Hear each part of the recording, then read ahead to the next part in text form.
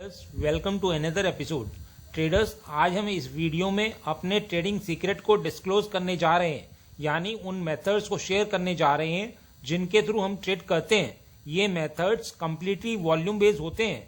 क्या हो यदि आपको भी एक दिन पहले ही मालूम हो जाए कि अगले दिन कौन सी कैंडल बनने वाली है, यानी रेड या ग्रीन, निश्चित ही आप भी ट्रेडिंग वाले दिन ट्रेडिंग की अपॉर्चुनिटी उसी डायरेक्शन में ढूंढेंगे।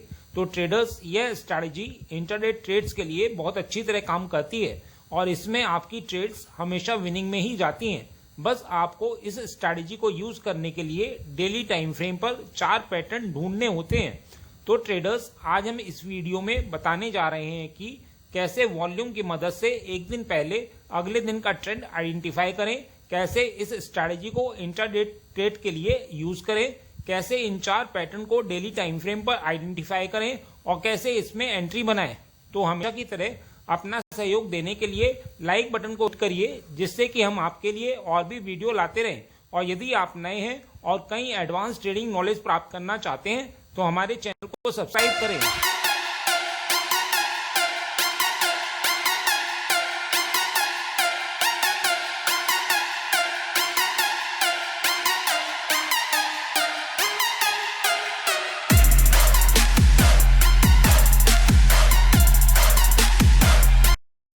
बढ़ने से पहले मैं आपसे पूछूंगा एक क्वेश्चन, जिसका आंसर आप सब लोग करोगे कमेंट सेक्शन में।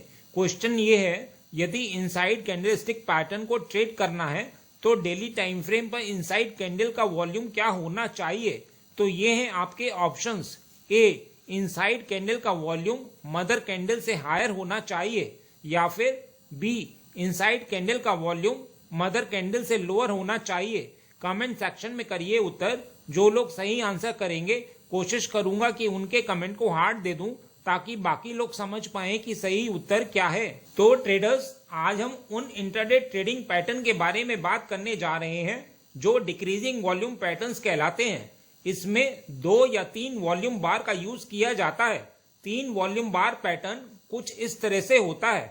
इसमें जो सबसे पहला वाला वॉल्यूम है वह हमेशा सबसे ज्यादा होता है और उसके नेक्स्ट का वॉल्यूम कम होता है और लास्ट बार का वॉल्यूम सबसे कम होता है। यह तीनों वॉल्यूम बार्स ग्रीन भी हो सकती हैं और रेड भी हो सकती हैं, मतलब सभी या तो रेड होनी चाहिए या फिर ग्रीन। आइए पहले इनके पीछे की साइकोलॉजी को समझ लेते हैं। तो ट्रेडर्स, यह साइकोलॉजी प्राइस और वॉल्यूम पर डिपेंड करती है। यह साइकोलॉजी इंडिविजुअली वॉल्यूम को रीड करके और प्राइस और वॉल्यूम दोनों को एक साथ रीड करके की जाती है। तो सबसे पहले सवाल उठता है कि वॉल्यूम की साइकोलॉजी को कैसे रीड करें। तो यहाँ आप देख सकते हैं कि हर वॉल्यूम अपनी पीछे वाली वॉल्यूम से कम है। वॉल्यूम डिक्रीजिंग ऑर्डर में है, यानी एक दूसरे से कम है, जो यह दर्शाता है कि या तो सेलर्स या फिर बायर्स का इंटरेस्ट कम होता चला जा रहा है। एक बात का ध्यान रखिएगा कि वॉल्यूम बार के कलर से यह नहीं मालूम चलता है कि यह बायर्स की कैंडल है या फिर सेलर्स की। तो इस तरह से हम वॉल्यूम को रीड करते हैं। लेकिन अब सवाल उठता है कि प्राइस और वॉल्यूम को एक साथ कैसे रीड करें और क्यों करें। तो ट्रेडर्स, यदि हमें ट्रेड करना है तो हमें एक लेवल भी चाहिए जहां से हम ट्रेड एग्जीक्यूट करेंगे। यह लेवल हम प्राइस और वॉल्यूम को एक साथ रीड करके ही निकाल सकते हैं। आप जानते हैं कि यदि प्राइस को ऊपर जाना होता है तो वह अपनी रेजिस्टेंस को ब्रेक आउट करते हुए जाएगा और ब्रेकआउट के बाद ही यही रेजिस्टेंस सपोर्ट का काम करते हैं।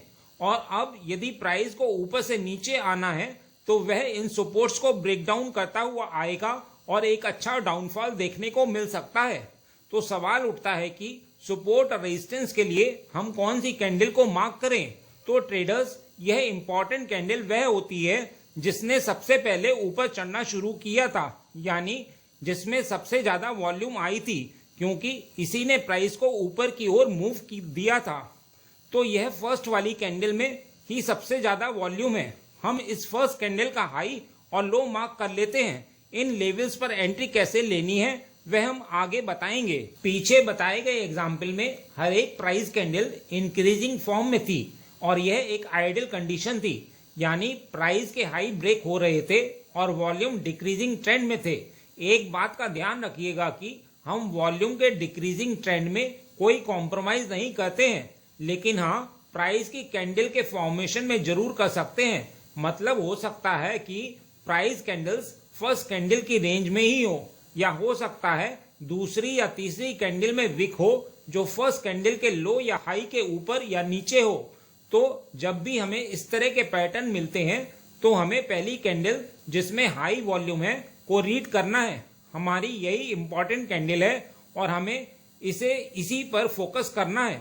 हमें दूसरी कैंडल पर फोकस नहीं करना है। एक बात का ध्यान रखिएगा कि यहाँ हमारा पर्पस सपोर्ट और रेजिस्टेंस को फाइंड करना है, ना कि उसे जबरदस्ती बनाना। जैसे यहाँ हमने जो फर्स्ट कैंडल का हाई और लो मार्क किया है, यह वॉल्यूम का मेथड एक तरह से एक टूल है जो सपोर्ट और रेजिस्टेंस को आइडेंटिफाई करता है। बहुत बार ऐसा भी हो सकता है कि यह फेल हो जाए और हमें ट्रैप कर ले। तो सवाल उठता है कि वह कौन कौन से प्राइस एक्शन हैं जिनको हम यूज करके इन ट्रैप से बच सकते हैं। तो ट्रेडर्स, ट्रैप से बचना बहुत ही सिंपल है। जब आप इन सपोर्ट और रेजिस्टेंस को मार्क करते हैं तो आपको देखना है कि पास्ट में प्राइस ने इन लेवल्स को किस तरह से रिस्पेक्ट किया है, यानी प्रीवियस में प्राइस इन लेवल से बार बार रिजेक्ट हुआ है कि नहीं। यदि ऐसा नहीं हुआ है तो यह लेवल काम का नहीं है, आपको इसको छोड़ देना चाहिए, भले ही आपने वॉल्यूम मेथड के अकॉर्डिंग सही लेवल मार्क किया हो। एक बात और ध्यान रखिएगा कि एंट्री के लिए आपको प्राइस का इन लेवल पर आने का इंतजार करना होता है, यानी पेशेंस रखना होता है। यदि आप लेवल से पहले ट्रेड कर देंगे तो प्राइस लेवल तक आएगा और आपका स्टॉप लॉस ले लेगा। एक बात का और ध्यान रखिएगा कि यदि आपको 3 से अधिक डिक्रीजिंग वॉल्यूम बार मिलती हैं तो उस पैटर्न को इग्नोर कर दीजिएगा, मतलब उसको ट्रेड नहीं करना है। अब सवाल उठता है कि इन लेवल्स पर एंट्री कैसे बनाएं। तो ट्रेडर्स, इन लेवल पर एंट्री के लिए आप 5 मिनट टाइम फ्रेम पर बुलिश या बियरिश पैटर्न का यूज कर सकते हैं। यह pattern bullish engulfing, bearish engulfing, evening star, morning star, mother candle आदि हो सकते हैं। मदर कैंडल में आप हाई और लो मार्क कर लेते हैं और प्राइस जिस साइड ब्रेक देता है उसी साइड ट्रेड करते हैं। स्टॉप लॉस हम मदर कैंडल के हाई और लो पर रखते हैं, या फिर कोई इमीडिएट स्विंग बना हो उस पर भी रख सकते हैं। एंट्री के लिए इन पैटर्न्स का फॉर्मेशन मार्क किए गए लेवल पर ही होना चाहिए, यानी टच करते हुए ही बनना चाहिए। थोड़ा बहुत हटके भी चल सकता है, लेकिन यदि एंट्री फॉर्मेशन लेवल से दूर बन रही है तो उसे इग्नोर करना चाहिए। उम्मीद करता हूं आपको यह पैटर्न समझ में आ गए होंगे। आइए चलते हैं सीधे चार्ट पर और बैक टेस्ट करते हैं। यह आईसीआईसीआई बैंक का डेली टाइम फ्रेम चार्ट है। यदि हम करंट डे से पीछे देखते हैं तो हमें यह 3 वॉल्यूम बार्स डिक्रीजिंग फॉर्म में मिलती हैं जो हमारे क्राइटेरिया को फुलफिल करती हैं। आइए इसमें हायर वॉल्यूम बार की प्राइस कैंडल का हाई और लो मार्क कर लेते हैं। यह पैटर्न मिलने के बाद अब यह स्टॉक अगले दिन ट्रेड के लिए हमारी वॉच लिस्ट में आ जाएगा और फिर अगले दिन हम इसे 5 मिनट टाइम फ्रेम पर देखते हैं। तो आइए चलते हैं 5 मिनट टाइम फ्रेम पर। यह आईसीआईसीआई बैंक का 5 मिनट टाइम फ्रेम चार्ट है। यहाँ वर्टिकल लाइन प्रीवियस डे की 325 की कैंडल को दिखाती है। हॉरिजॉन्टल लाइंस हायर वॉल्यूम की प्राइस कैंडल की टॉप और बॉटम लाइन को दिखाती हैं। तो ट्रेडर्स, जैसा हमने ऊपर सीखा है कि यदि प्राइस 3 दिन तक लगातार गिर रहा हो और साथ ही साथ उसका वॉल्यूम भी घटते हुए फॉर्म में हो तो अगले दिन हमारा व्यू बाय का रहता है और हमारी एंट्री हायर वॉल्यूम कैंडल की बॉटम लाइन के पास से ही होती है। तो आप यहाँ अगले दिन देखेंगे कि प्राइस गैप डाउन तो जरूर खुलता है, लेकिन कुछ देर बाद इस बॉटम लाइन को हाई वॉल्यूम के साथ ऊपर की ओर ब्रेक करता है, जो हमें बाय की कंफर्मेशन देता है। तो आप यहाँ ट्रेड में एंट्री बना सकते थे। आपका टारगेट मार्क की गई हायर वॉल्यूम कैंडल की टॉप लाइन रहता तो इस तरह से आप एक अच्छा रिवॉर्ड जनरेट कर सकते थे।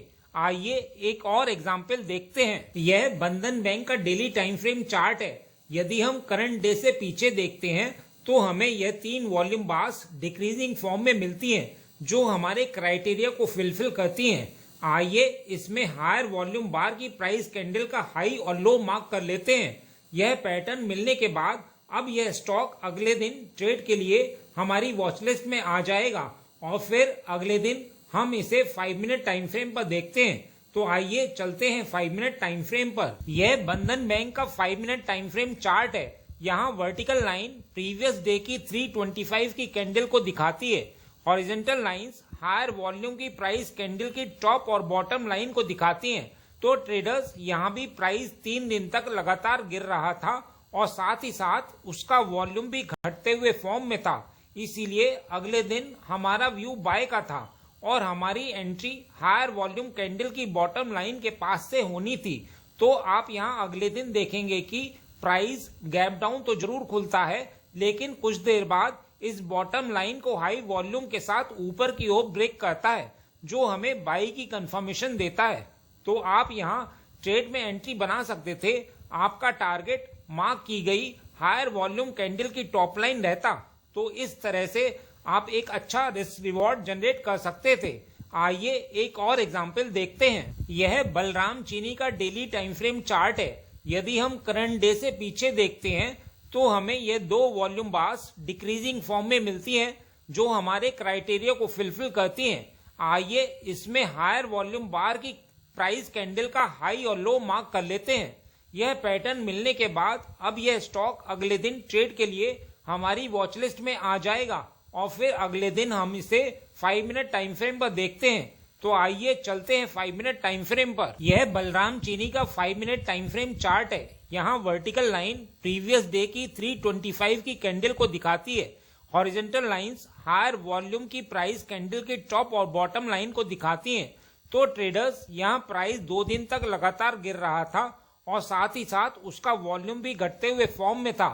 इसीलिए अगले दिन इसे हमने बाई के लिए रख लिया और हमारी एंट्री हायर वॉल्यूम कैंडल की बॉटम लाइन के पास से होनी थी। आप यहां अगले दिन देखेंगे कि प्राइस प्रीवियस डे क्लोजिंग से थोड़ा ऊपर गैप अप खुलता है, लेकिन जैसा आपको ऊपर सिखाया गया है कि हमें पेशेंस रखना है और प्राइस का लेवल पर आने का इंतजार करना है।